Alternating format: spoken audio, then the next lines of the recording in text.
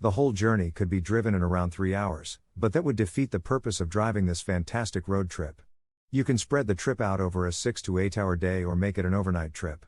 The many stops along the way are all worth your time, but you'll probably need to make a must-see list, so you don't run out of time or gas.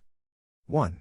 Athabasca Falls. Around 20 miles south of Jasper, the 75-foot waterfalls are not exceptionally high, but they roar with a large volume of water, making them some of the most impressive falls in the Canadian Rockies.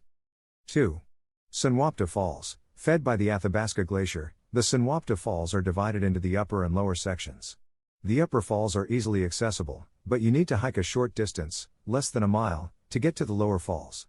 The lower falls are definitely worth the walk if you want to escape the crowds in the summer.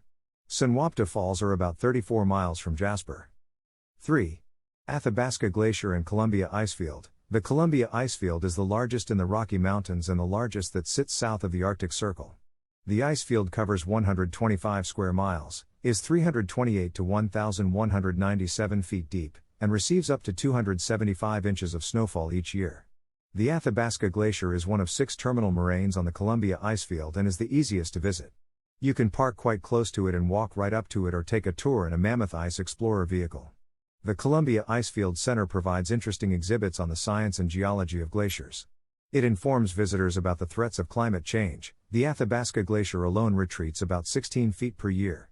The icefield is about 65 miles from Jasper. 4. Glacier Skywalk. A mile or so further down the road from the Athabasca Glacier is the Glacier Skywalk, a cantilevered glass-bottomed walkway 980 feet from the ground, with great glacier and valley views. There's a fee to walk on the bridge. If you don't like the idea of the glass-bottomed floor, there is a nearby lookout point where you can also enjoy great valley views without the extra excitement. The Glacier Skywalk is 60 miles from Jasper. 5. Weeping Wall Viewpoint. The Weeping Wall is a series of waterfalls down a cliff face at the base of Cirrus Mountain that looks kind of like a wall that's, well, weeping. The highest falls come from around 330 feet above the ground. It's about 66 miles from Lake Louise, so it is closer to the southern end of the parkway than the northern end. 6. Peyto Lake. The glacier-fed Peyto Lake is that remarkable shade of opaque turquoise famous in this part of the Rockies. The glacial flower that creates the color is most present in the summer.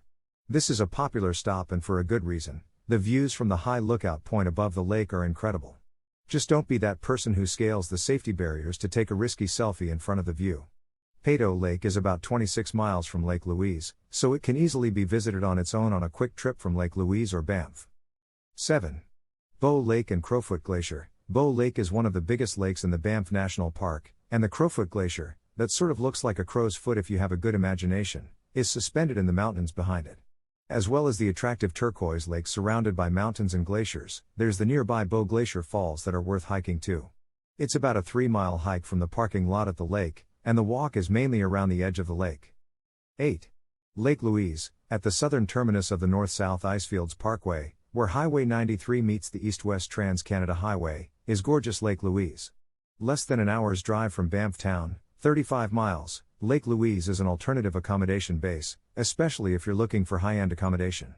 The views of the lake alone are worth your time, but there are also great hikes around Lake Louise, especially the short, an hour or two each way, Lake Agnes Tea House hike.